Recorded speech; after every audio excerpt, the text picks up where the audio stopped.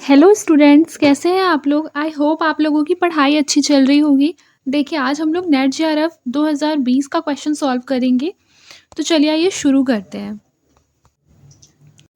आपके स्क्रीन पर आपको पहला क्वेश्चन दिखाई दे रहा होगा कि निम्नलिखित में से कौन सी भाषा आर्य भाषाओं में शामिल नहीं है। तो याद रखिएगा, तुर्की जो होती है वो आर्य भाषा नहीं होती है। ये पीवाईक्यू में बार बार रिपीट होता है कि जो तुर्की होती है वो आर्य भाषा नहीं होती है। और उसके अतिरिक्त संस्कृत, प्राकृत, अंग्रेजी, ये सभी क्या है? आर्य भाषा है। फिर देखिए, कौन सा शब्द रूढ़ है, यौगिक नहीं। तो याद रखिएगा, जो पीला शब्द है वो रूढ़ शब्द है, यौगिक नहीं है। फिर देखिए, जैसा कि हमें पता है, व्युत्पत्ति या रचना की दृष्टि से शब्द 3 प्रकार के होते हैं: रूढ़, यौगिक और योग रूढ़। ठीक है, आइए अब उनको अच्छे से एक बार पढ़ लेते हैं। फिर देखिए, लिखा है रूढ़ शब्द। रूढ़ शब्द में है जो शब्द हमेशा किसी विशेष अर्थ को प्रकट करते हैं तथा जिसके खंड का कोई अर्थ ना निकले, उसे रूढ़ शब्द कहते हैं। रूढ़ शब्द क्या होते हैं? नाक, कान, ये सभी क्या है? रूढ़ शब्द हैं। क्योंकि अगर हम इनका कोई खंड करेंगे, जैसे फॉर एग्जाम्पल नाक है और उसके शब्दों को न और आँख में तोड़ेंगे, तो क्या इसका कोई अलग अलग अर्थ निकलेगा? ना का कोई अर्थ होता है या फिर क का अलग कोई अर्थ होता है? नहीं। तो ये क्या हो जाएंगे? रूढ़ शब्द हो जाएंगे, क्योंकि ये एक विशेष अर्थ को प्रकट करते हैं। फिर यौगिक शब्द। यौगिक, देखिए, दो शब्द अन्य शब्दों के योग से बने होते हैं जिनके प्रत्येक खंड का कोई विशेष अर्थ होता है, उसे हम क्या बोलते हैं? यौगिक शब्द। जैसे फॉर एग्जाम्पल यहाँ लिखा है घुड़साल, आग बबूला। तो ये दोनों जुड़ा हुआ है, आग बबूला। ठीक है, तो भी क्या है? ये अर्थ प्रकट कर रहा है कि हाँ, बहुत गुस्सा आ रहा होगा। ठीक है, लेकिन अगर हम इन दोनों को अलग करते हैं तो भी क्या हो रहा है? दोनों शब्दों का अर्थ निकल रहा है। ठीक है, फिर देखिए योग रूढ़ शब्द। जो शब्द अन्य शब्दों के योग से बने हों परंतु एक विशेष अर्थ के लिए प्रसिद्ध होते हैं, उन्हें योग रूढ़ शब्द कहते हैं। जैसे लंबोदर, दशानन, ये क्या होते हैं? योग रूढ़ शब्द होते हैं।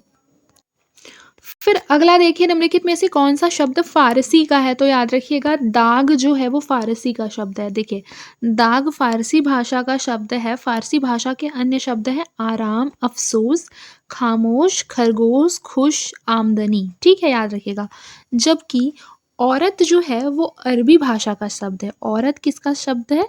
अरबी भाषा का शब्द है। अगर आपको याद ना हो तो अ से औरत, अ से अरबी, ऐसे याद कर लीजिएगा, निमोनिक्स है। ठीक है, फिर देखिए फीस। फीस जो है अंग्रेजी भाषा का शब्द है। ये तो हम लोग पढ़ते भी हैं, फीस। फिर अगला क्वेश्चन देखिए कि नया लेखक उनसे डरता है, पुराना घबराता है, पंडित सिर हिलाता है, वे पुरानी गुलामी पसंद नहीं करते हैं और नवीन की गुलामी तो उनके लिए एकदम असह्य है।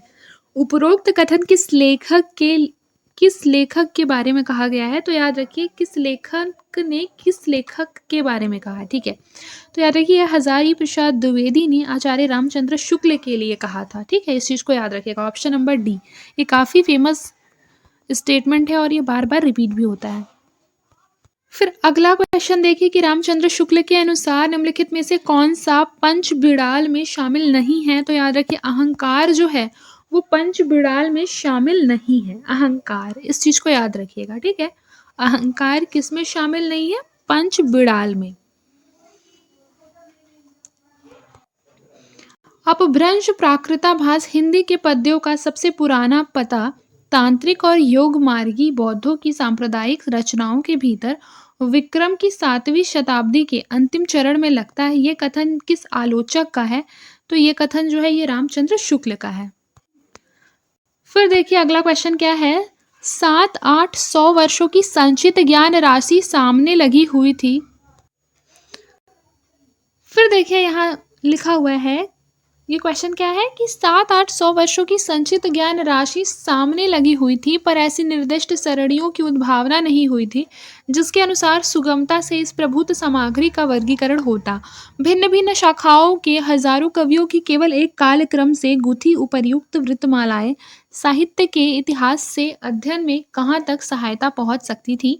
सारे रचना काल को केवल आदि, मध्य, पूर्व, उत्तर इत्यादि खंडों में आंख मूंद कर बांट देना, यह भी ना देखना कि खंड के भीतर क्या आता है क्या नहीं, किसी वृत्त संग्रह को इतिहास नहीं बना सकता। याद रखिएगा, साहित्य इतिहास लेखन के संबंध में उपर्युक्त बातें किस आलोचक की है? तो याद रखिएगा रामचंद्र शुक्ल की है।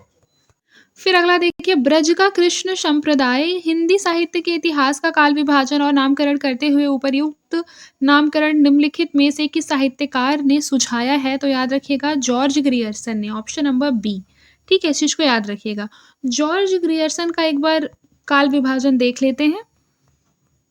देखिए, जॉर्ज ग्रियर्सन का काल विभाजन सबसे पहले तो चारण काल में मानते हैं 700 से 1300 ईस्वी, फिर 15वीं शताब्दी का धार्मिक पुनर्जागरण, जायसी की प्रेम कविता, ब्रज का कृष्ण संप्रदाय, मुगल संप्रदाय, तुलसीदास रीति काव्य, तुलसीदास के अन्य परवर्ती 18वीं शताब्दी, फिर कंपनी के शासन में हिंदुस्तान, महारानी विक्टोरिया के शासन में हिंदुस्तान। फिर देखिए, दब सहाव पयास यानी द्रव्य स्वभाव प्रकाश को गाथा या साहित्य की प्राकृत में निम्नलिखित में से किसने रूपांतरित किया है? तो इसका करेक्ट आंसर हो जाएगा माइल धवल, ऑप्शन नंबर डी, माइल धवल। ठीक है, निम्नलिखित में से किस उपन्यास में लाला मदन मोहन के दीवान खाने का वर्णन किया गया है? तो उसका करेक्ट आंसर हो जाएगा परीक्षा गुरु, ऑप्शन नंबर बी, परीक्षा गुरु। ठीक है, देखिए, परीक्षा गुरु उपन्यास में लाला मदन मोहन के दीवान खाने का वर्णन किया गया है। परीक्षा गुरु जो है उसका प्रकाशन वर्ष 1882 है और लेखक कौन है? लाला श्रीनिवास दास है। ठीक है, याद रखिएगा।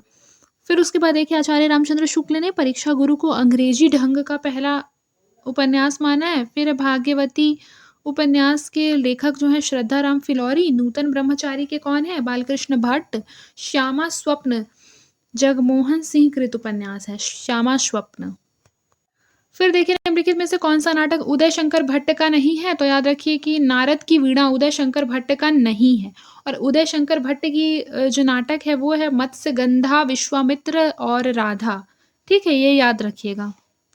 और नारद की वीणा जो है वो 1946 में प्रकाशित हुई थी और इसके लेखक लक्ष्मी नारायण मिश्र हैं। कौन है? लक्ष्मी नारायण मिश्र।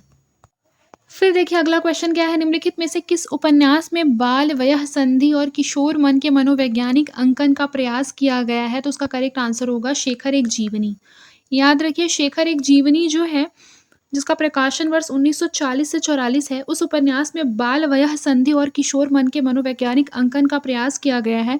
शेखर एक जीवनी उपन्यास के लेखक सच्चिदानंद हीरानंद वात्स्यायन अज्ञेय हैं। यह मनोविश्लेषणात्मक उपन्यास है। इसके प्रमुख पात्र शेखर तथा शशि है। त्यागपत्र जयवर्धन जैनेन्द्र कृत और पर्दे की रानी जो है वो ईला चंद्र जोशी के द्वारा लिखा गया उपन्यास है। क्या नाम है? पर्दे की रानी। फिर देखिए, मैला आंचल उपन्यास के पात्र नहीं है। तो याद रखिए, मैला आंचल के उपन्यास के पात्र श्रीधर और सरस्वती नहीं है।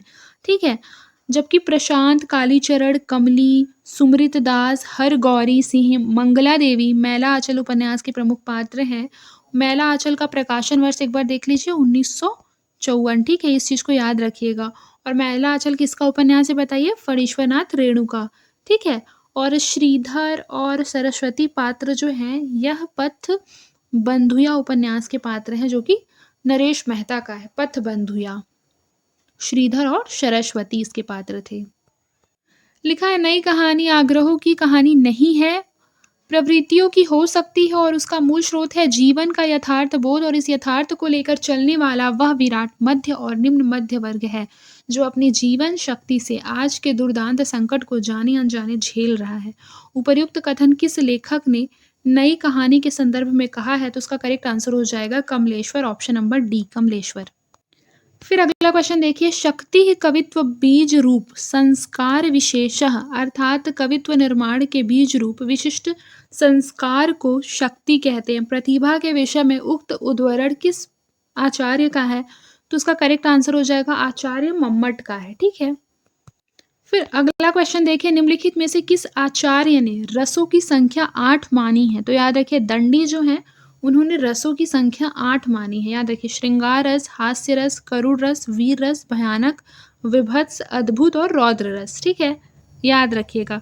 और ये वाला भी देख लीजिए कि अन्य कवि के अनुसार रसों की संख्या कितनी है, तो धनंजय ने 9 माना है, रुद्रट ने 10 माना है, अभिनव गुप्त ने 9 माना है, ठीक है। और दंडी ने कितना माना है, 8 माना है, ठीक है। इस चीज को याद रखिएगा, इसको एकदम रट लीजिएगा कि रुद्रट ने 10, अभिनव गुप्त ने 9, दंडी ने 8, धनंजय ने 9।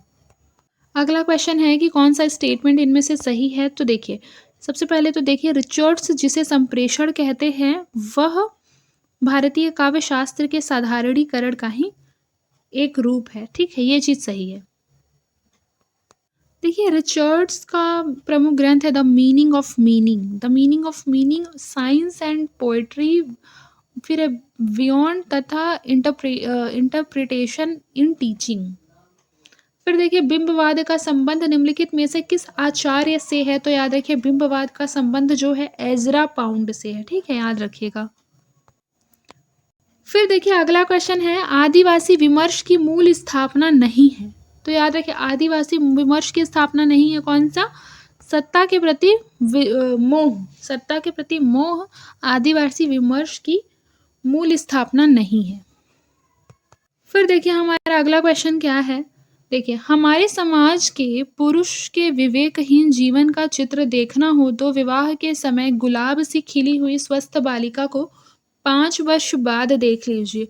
उस समय असमय प्रौढ़ हुई दुर्बल संतानों की रोगिणी पीली माता में कौन सी विवशता, कौन सी रुला देने वाली करुणा न मिले।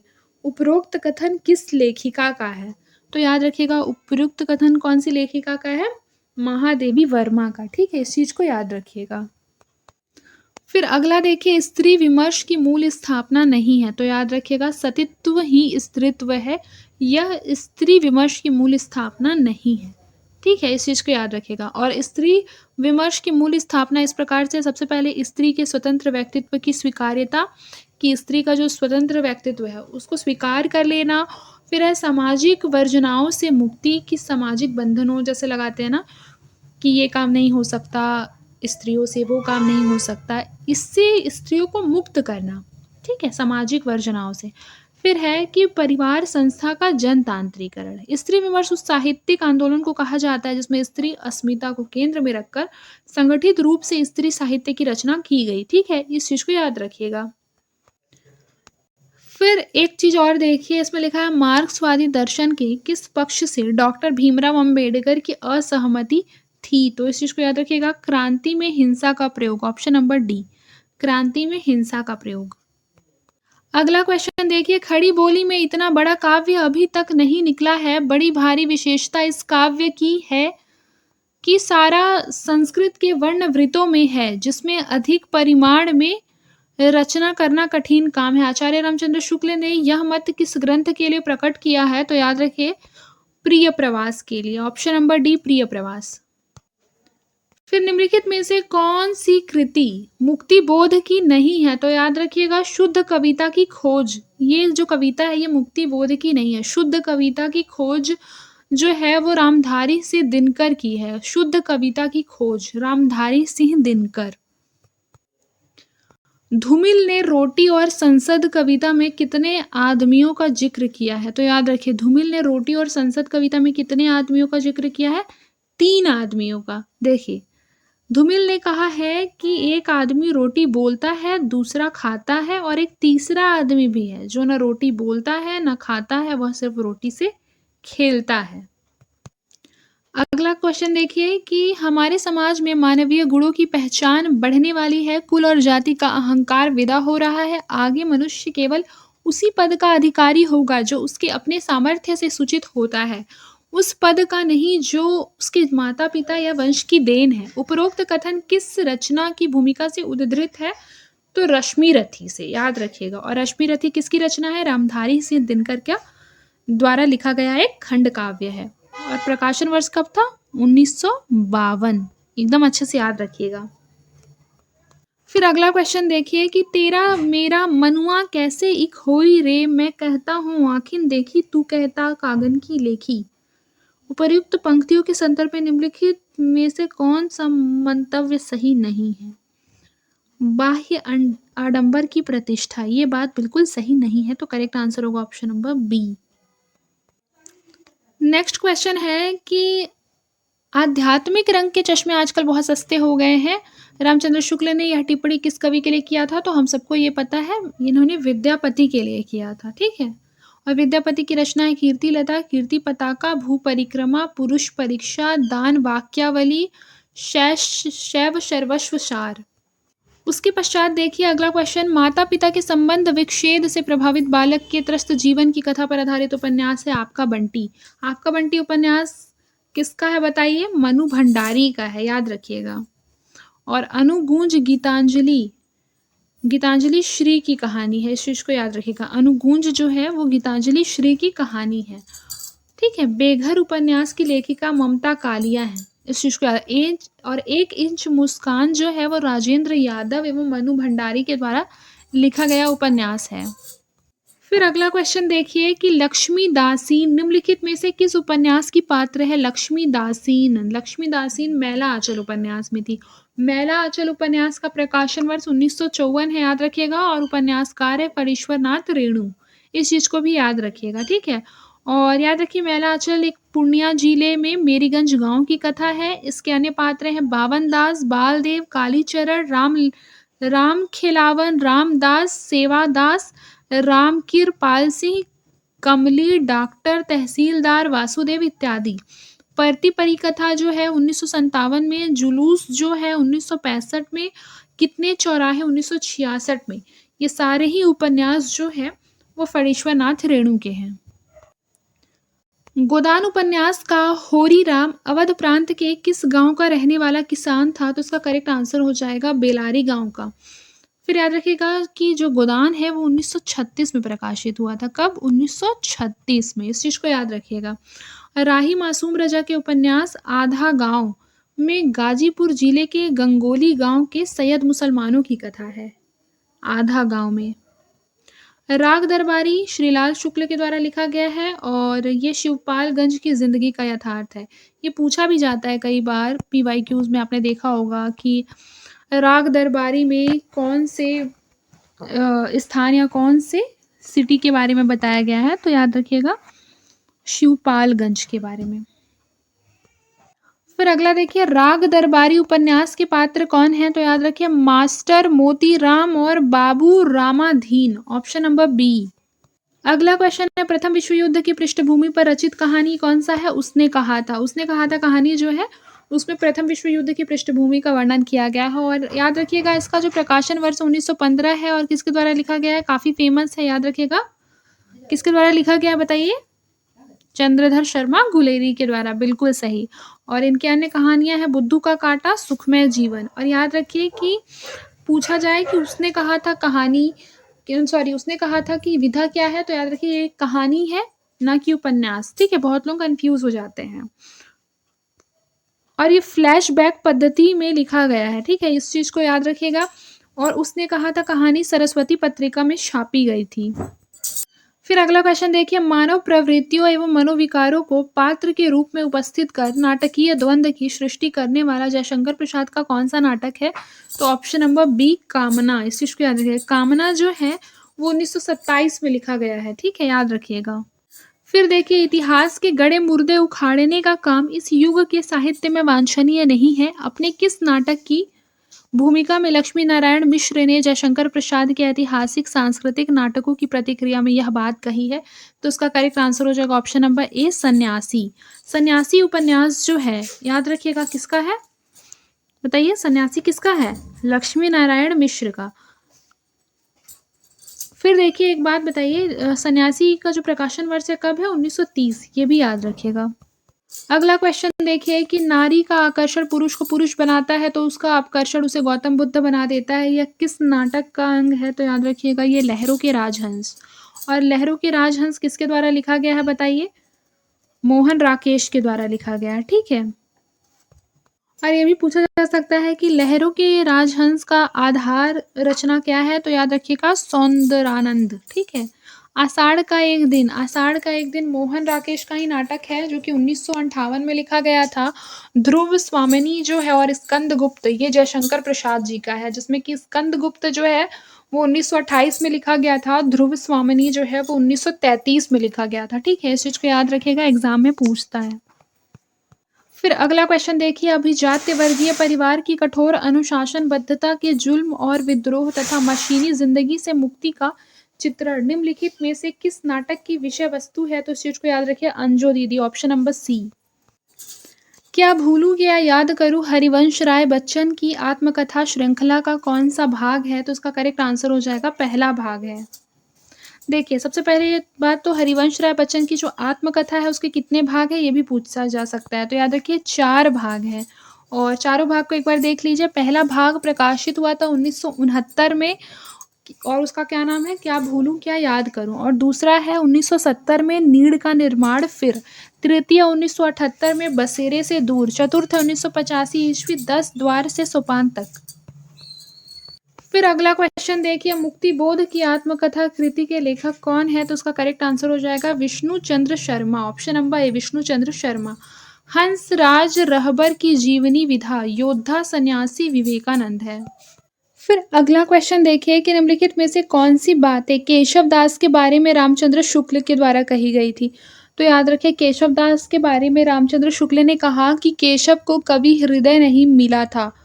ठीक है, रामचंद्र शुक्ल ने क्या बोला कि केशव को कभी हृदय नहीं मिला था, उनमें सहृदयता भावुकता भी नहीं थी जो एक कवि में होनी चाहिए। उन्होंने लिखा कि वे संस्कृत साहित्य से सामग्री लेकर अपने पांडित्य और रचना कौशल की धाक जमाना चाहते थे। ठीक है, तो ये ऊपर के जो 3 स्टेटमेंट है ये सही होंगे, यानी ऑप्शन नंबर ए जो होगा ये बिल्कुल सही है।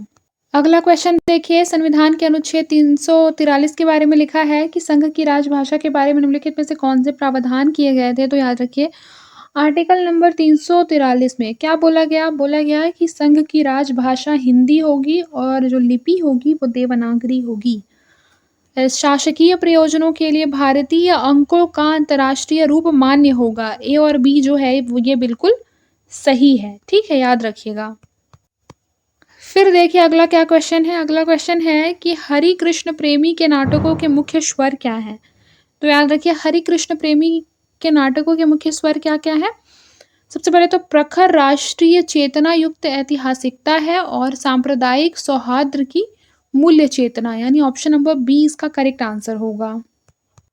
देखिए, हरि कृष्ण प्रेमी के अन्य नाटक देखिए, स्वप्न भंग, आहुति, उद्धार, प्रकाश स्तंभ, कीर्ति स्तंभ, शतरंज के खिलाड़ी, संरक्षक, सांपों के सृष्टि, रक्तदान, आन का मान, अमर आन, अमर बलिदान, अमृत पुत्री इत्यादि इनके प्रसिद्ध नाटक हैं। किसके? हरि कृष्ण प्रेमी के।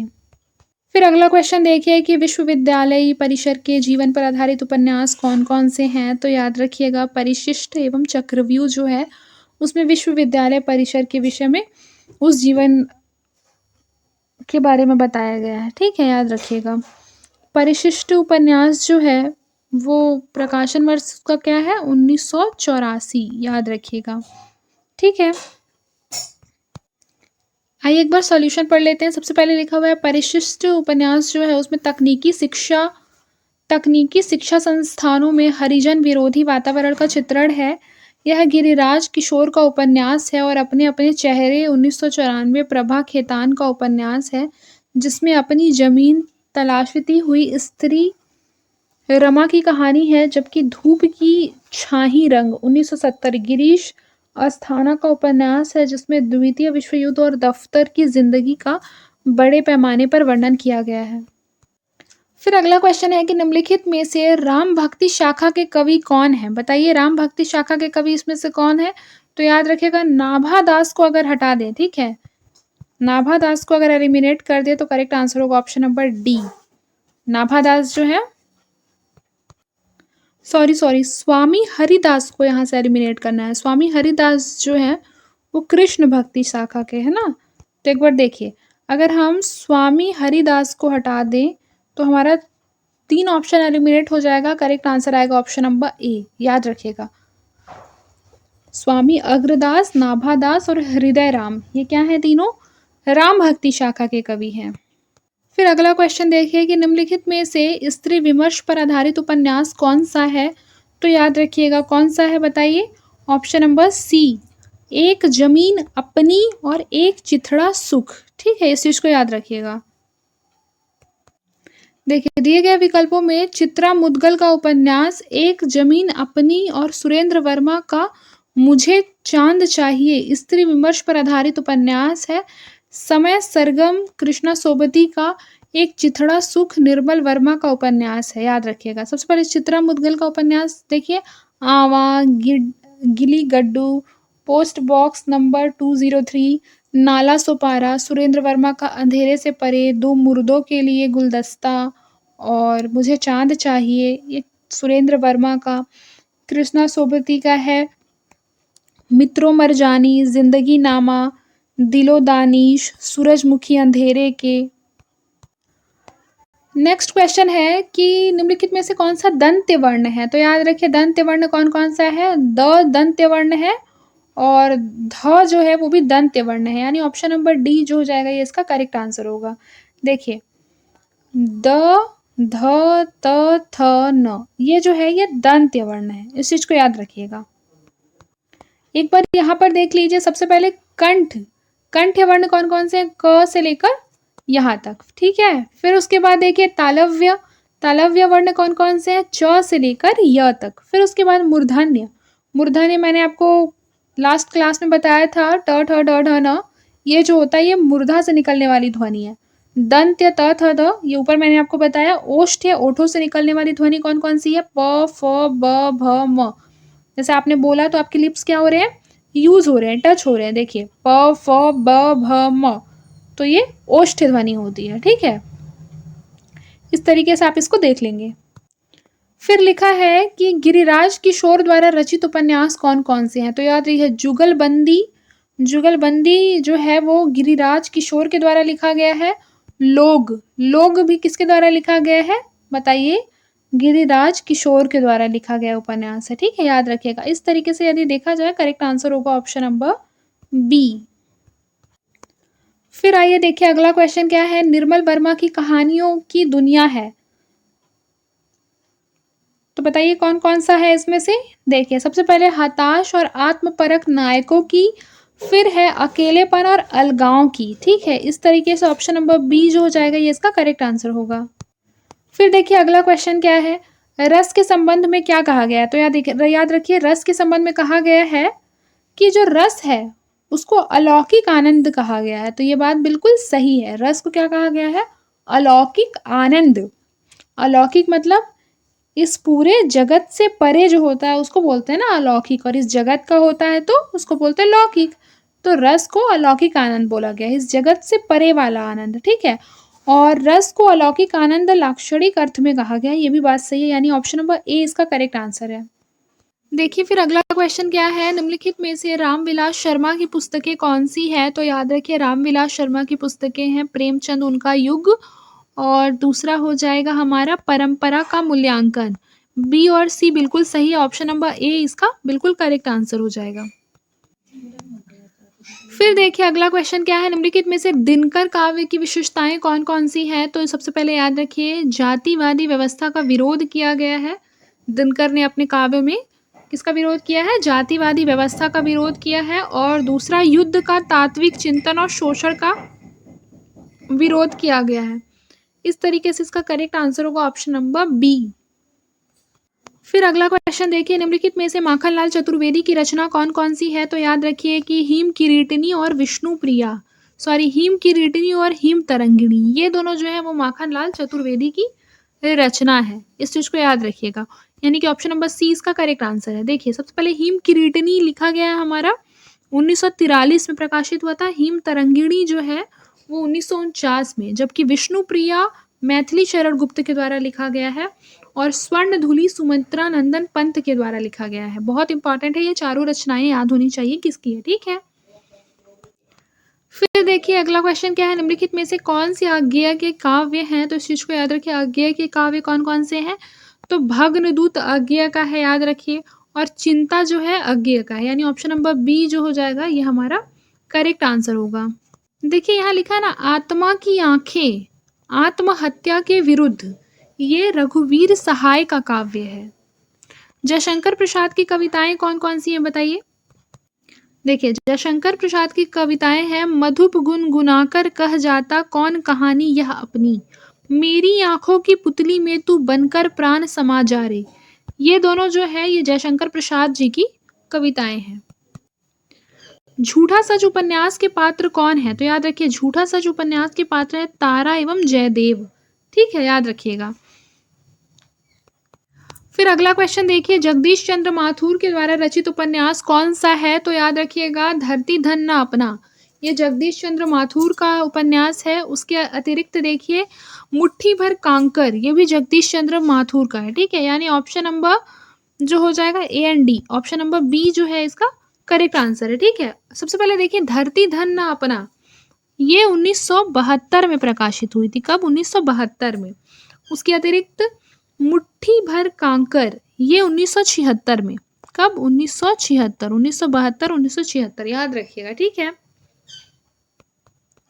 फिर देखिए अगला क्वेश्चन कि निम्नलिखित में से स्कंदगुप्त नाटक में देवसेना के द्वारा गाए गए अथवा प्रस्तुत किए गए गीत कौन कौन से हैं? बताइए, इसमें से कौन सा ऐसा गीत है जो देवसेना के द्वारा गाया गया है? तो देखिए, सबसे पहले लिखा है भरा नैनों में मन में रूप, किसी छलिया का अमल अनूप। ठीक है, फिर क्या लिखा है, शून्य गगन में खोजता जैसे चंद्र निराश, राका में रमणीय यह किसका मधुर प्रकाश। ये दोनों देवसेना के द्वारा कहा गया था। ठीक है, फिर अगला क्वेश्चन देखिए, भारतेंदु की निम्नलिखित में से मौलिक नाट्य रचनाओं में कौन से प्रहसन हैं? तो इस चीज को याद रखिएगा कि वैदिकी हिंसा हिंसा न भवती, ये प्रहसन है। उसके अतिरिक्त अंधेर नगरी जो है भारतेंदु हरिश्चंद्र का, यह भी प्रहसन है। हिंसा हिंसा न भवती जो है ये भी भारतेंदु के द्वारा ही रचित है और 1873 इसका प्रकाशन वर्ष है। याद रखिएगा, अंधेर नगरी का कब है? 1881, याद रखिएगा। फिर अगला क्वेश्चन देखिए, शरद जोशी के द्वारा रचित निबंध संग्रह कौन सा है? तो याद रखिए, जीप पर सवार इल्लियां यत्र तत्र सर्वत्र, ये शरद जोशी के द्वारा रचित निबंध संग्रह है। इस चीज को याद रखिएगा। ठीक है, आड़ू का पेड़, आड़ू का पेड़ जो है वो रमेश चंद्र शाह का कविता संग्रह है। ठीक है, सॉरी, निबंध संग्रह है आड़ू का पेड़। फिर अगला क्वेश्चन देखिए, हरिशंकर परसाई द्वारा रचित निबंध संग्रह कौन सा है? तो याद रखिए, कौन सा है? तुलसीदास चंदन घिसे अपनी अपनी बीमारी, यह हरिशंकर परसाई द्वारा रचित निबंध संग्रह है। इस तरीके से देखा जाए तो करेक्ट आंसर होगा ऑप्शन नंबर ए। फिर देखिए हमारा अगला क्वेश्चन है, नामवर सिंह के द्वारा रचित पुस्तकें कौन सी है? तो याद रखिए, कहानी, नई कहानी, और उसके बाद इतिहास और आलोचना। इस तरीके से ऑप्शन नंबर डी जो हो जाएगा ये इसका करेक्ट आंसर हो जाएगा। और देखिए, साहित्य के समाज शास्त्र की भूमिका जो है वो मैनेजर पांडे की बुक है। और भक्ति काव्य और लोक जीवन, ये शिव कुमार मिश्र की आलोचनात्मक पुस्तक है। ठीक है, याद रखिएगा। अगला देखिए, निम्नलिखित काव्य कृतियों में से कौन सी रचनाएं सन 1936 में प्रकाशित हुई थी? तो हम सबको ये बात पता है कि जो कामायनी है वो 1936 में प्रकाशित हुई थी। उसके अतिरिक्त राम की शक्ति पूजा भी है, वो भी 1936 में प्रकाशित हुई थी। गोदान भी है, वो भी 1936 में प्रकाशित हुई थी। तो इस चीज को याद रखिएगा। तो इसका जो करेक्ट आंसर होगा ऑप्शन नंबर बी होगा। ठीक है, फिर अगला क्वेश्चन देखिए, आचार्य शुक्ल के अनुसार अमीर खुसरो के विषय में निम्नलिखित में से कौन सी बातें सही हैं? तो याद रखिए, कबीर की अपेक्षा खुसरो का ध्यान बोलचाल की भाषा की ओर अधिक था। खुसरो का लक्ष्य जनता का मनोरंजन था। खुसरो के समय बोलचाल की स्वाभाविक भाषा घिसकर बहुत कुछ उसी रूप में आ गई थी जिस रूप में खुसरो में मिलती है। ठीक है, तो ये ऊपर के जो 3 स्टेटमेंट्स है ये बिल्कुल सही है। ऑप्शन नंबर ए जो होगा ये इसका करेक्ट आंसर हो जाएगा। ठीक है, देखिए, पश्चिमी हिंदी बुंदेली, याद रखिएगा, बुंदेली जो है बोली वो पश्चिमी हिंदी में आती है और बघेली जो है वो पूर्वी हिंदी में आती है। और उसके अतिरिक्त बिहारी हिंदी, मगही और राजस्थानी मेवाती। फिर देखिए अगला क्वेश्चन क्या है, चिंतामणि त्रिपाठी, चिंतामणि त्रिपाठी का क्या हो जाएगा बताइए? काव्य प्रकाश। ठीक है, उसके बाद भूषण, भूषण का है शत्र शाल दशक। उसके बाद है देव, देव का है रसविलास और उसके बाद है लाल कवि, लाल कवि का है छत्र प्रकाश। यानी ऑप्शन नंबर बी जो हो जाएगा ये इसका करेक्ट आंसर होगा। निम्नलिखित पात्रों को उनसे संबंध कहानियों के साथ सुमेलित कीजिए। देखिए सबसे पहले विशंभर, विशंभर जो है आहुति, उसके बाद रणजीत, रणजीत जो है वो मिस पाल, उसके बाद देखिए तरन, तरन किसकी पात्र है बताइए?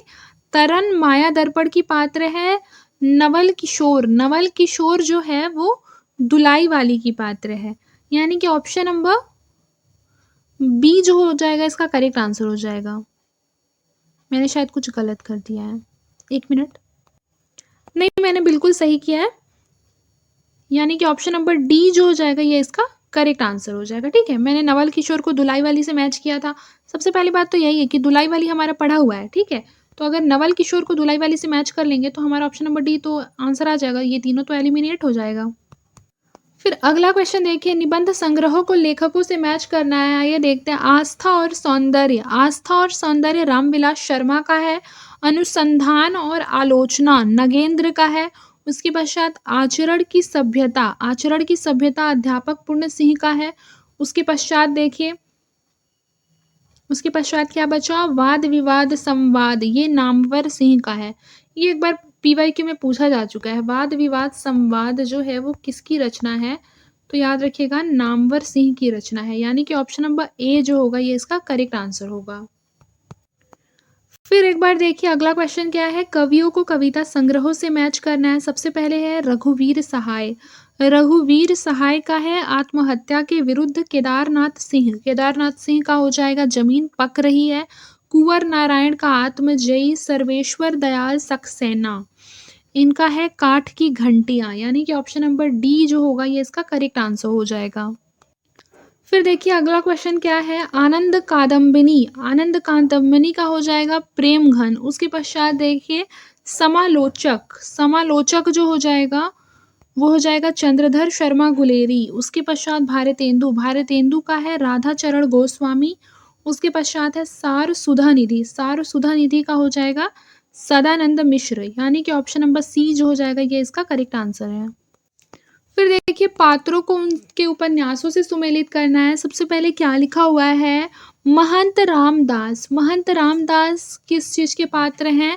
तो मैला आंचल के पात्र हैं। उसके पश्चात मुराद अली, मुराद अली किसके पात्र हैं बताइए? बिल्कुल सही, मुराद अली जो है वो झूठा सच के पात्र हैं। और उसके अलावा देखिए कंचन, कंचन किसके पात्र हैं बताइए? सॉरी, मुराद अली, मुराद अली किसके पात्र हैं बताइए? देखिए मुराद अली तमस के पात्र हैं। उसके अलावा जो कंचन है वो झूठा सच के पात्र हैं। और कैलाश नाथ है मानस का हंस। इस तरीके से ऑप्शन नंबर ए जो होगा ये इसका करेक्ट आंसर होगा। फिर अगला क्वेश्चन, पात्रों को उनके कहानियों से मैच करना है। तो देखिए कालिंदी चरण, कालिंदी चरण याद रखिए पत्नी कहानी की पात्र है ना, कालिंदी चरण। उसके बाद है मालती, मालती, मालती है गैंग्रीन की। उसके बाद है शामनाथ, शामनाथ किसका है? चीफ की दावत का। सुबोध जिंदगी और गुलाब, ऑप्शन नंबर ए इसका करेक्ट आंसर है। देखिए यहाँ पर लिखा है लोक नाट्य शैलियों को प्रदेशों से मैच करना है। सबसे पहले सांग, सांग हरियाणा का है। नौटंकी यूपी का है। और माच जो है वो मालवा मध्य प्रदेश, नाचा छत्तीसगढ़। ठीक है, इस चीज को याद रखिएगा। फिर देखिए अगला क्वेश्चन क्या है, रम्य कल्पना, रम्य कल्पना जो है वो सैमुअल टेलर कॉलरीज का है। ठीक है, इस चीज को याद रखिएगा। उसके बाद है मूल्य सिद्धांत, मूल्य सिद्धांत जो हो जाएगा आई ए रिचर्ड्स का है। परंपरा की अवधारणा टी एस इलियट का है। उत्तर आधुनिकतावाद, उत्तर आधुनिकतावाद जो है वो रोला बर्थ का है। इस तरीके से यदि देखा जाए ऑप्शन नंबर सी इसका करेक्ट आंसर है। निम्नलिखित भाषाओं को विकास के उनके क्रम में व्यवस्थित करना है। सबसे पहले देखिए, सबसे पहले आया था प्राचीन संस्कृत, प्राचीन संस्कृत। उसके पश्चात क्या था? लौकिक संस्कृत, लौकिक संस्कृत के पश्चात सौर सैनी, सौर सैनी के पश्चात पश्चिमी हिंदी। यानी ऑप्शन नंबर ए इसका करेक्ट आंसर होगा। फिर देखिए निम्नलिखित अवधारणाओं का कालक्रम के अनुसार सही क्रम बताना है। तो देखिए सबसे पहले यथार्थवाद, यथार्थवाद के बाद उत्तर संरचनावाद, उसके पश्चात उत्तर आधुनिकतावाद और फिर विखंडनवाद। विखंडनवाद जो है वो 1967 ईस्वी में आया था। फिर हमारा अगला क्वेश्चन है प्रकाशन की दृष्टि से कविता संग्रहों का सही अनुक्रम। सबसे पहले याद रखिए कि जो इत्यलम है, इत्यलम 1946 है। इत्यलम कब है? 1946, याद रखिए, यानी डी सबसे पहले आएगा। हमको इतना ही पता रहेगा कि इत्यलम जो है वो 1946 में आ गया, तो हमारा करेक्ट आंसर अपने आप निकल कर आ जाएगा। ठीक है। कितनी नावों में कितनी बार 1967, पहले मैं सन्नाटा बुनता हूँ, ये 1973, नदी की बांक पर छाया 1981 में है। फिर देखिए प्रकाशन वर्ष के अनुसार उपन्यासों का सही अनुक्रम। याद रखिए सबसे पहले सुहाग के नुपुर, ठीक है, जिसमें डी पहले होगा। देखिए अगर एक भी हमको पता रहता कि हाँ सुहाग के नुपुर का जो प्रकाशन वर्ष है ये 1960 है, ठीक है, तो हमारा करेक्ट आंसर आ जाता, क्योंकि बाकी के जो तीनों हैं खंजनयन, पीढ़ियाँ, मानस, कहांस, ये सभी 1970 के पश्चात है। ठीक है, इस चीज को याद रखिएगा। तो हमारा करेक्ट आंसर क्या हो जाएगा? Option number D. फिर हमारा अगला क्वेश्चन देखिए प्रकाशन वर्ष की दृष्टि से निम्नलिखित नाटकों का सही अनुक्रम। सबसे पहले याद रखिए एक और द्रोणाचार्य, उसके पश्चात, सॉरी एक और द्रोणाचार्य नहीं, सबसे पहले हमारा क्या होगा? बकरी, बकरी के बाद होगा एक और द्रोणाचार्य, उसके पश्चात हमारा होगा देहांतर, फिर भूख आग है। और यहाँ पर सॉल्यूशन में देख लीजिए बकरी, बकरी का प्रकाशन वर्ष है 1974 और नाटककार कौन है? सर्वेश्वर दयाल सक्सेना। ठीक है। एक और द्रोणाचार्य, एक और द्रोणाचार्य के हैं, प्रकाशन वर्ष क्या है? 1977, शंकर शेष इसके नाटककार हैं। देहांतर, देहांतर का 1987 है और नाटककार है आचार्य नंद किशोर। फिर है भूख आग है, भूख आग है का प्रकाशन वर्ष है 1998 और नाटककार है कृष्ण बलदेव वैद्य। फिर देखिए अगला क्वेश्चन है प्रकाशन वर्ष के अनुसार निम्नलिखित निबंध संग्रहों का सही क्रम क्या है? तो याद रखिए सबसे पहले है त्रिशंकु, त्रिशंकु के बाद है रेती के फूल, रेती के फूल के बाद है शिरीष की याद आई, उसके पश्चात है आदि, अंत और आरंभ, यानी ऑप्शन नंबर डी इसका करेक्ट आंसर है। देखिए त्रिशंकु के जो निबंधकार है वो अज्ञेय है। रेती के फूल रामधारी से दिनकर, याद रखिए र से रेती और र से रामधारी से दिनकर। ठीक है, ऐसे निमोनिक्स बना के याद करेंगे तो लंबे टाइम तक याद रहेगा। ठीक है। फिर शिरीष की याद आई, शिरीष की याद आई विद्यानिवास मिश्र, उसके बाद है आदि, अनंत और आरंभ, ये निर्मल वर्मा की है। फिर देखिए अगला क्वेश्चन क्या है, सबसे पहले देखिए दलित आत्मकथा, दलित आत्मकथा क्या है उसको अनुक्रम से सजाना है। सबसे पहले याद रखिएगा कि अपने अपने पिंजड़े, अपने अपने पिंजड़े किसकी है? मोहनदास नैमिष की है। फिर जूठन, जूठन ओम प्रकाश वाल्मीकि की है। मुरदहिया, मुरदहिया तुलसी राम का है। सिकंजे का दर्द सुशीला टाक भौरे, ठीक है, इसका है।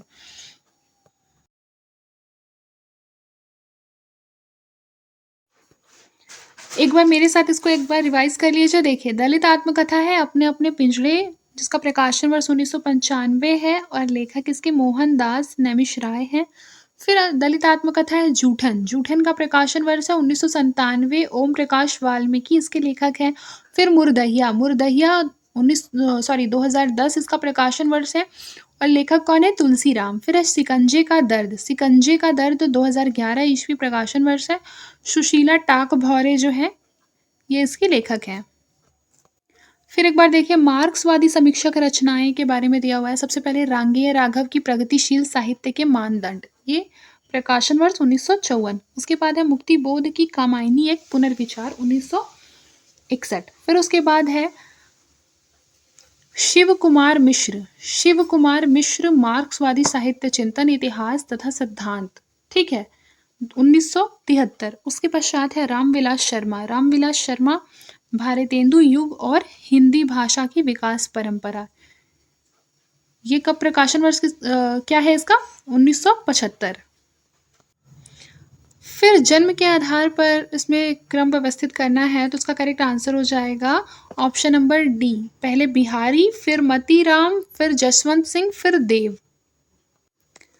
देखिए जो बिहारी लाल थे वो 1595 ईस्वी में पैदा हुए थे और मतीराम 1617, जसवंत सिंह 1626, देव 1673।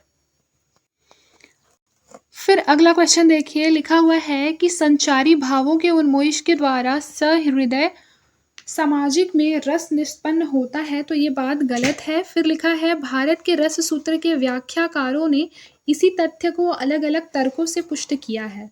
तो ये बात गलत है, ठीक है, यानी कि ऑप्शन नंबर बी जो हो जाएगा ये इसका करेक्ट आंसर होगा। फिर देखिए अगला क्वेश्चन है, कथन 1 में क्या लिखा है कि समर्पण सगुण भक्ति का मूल है।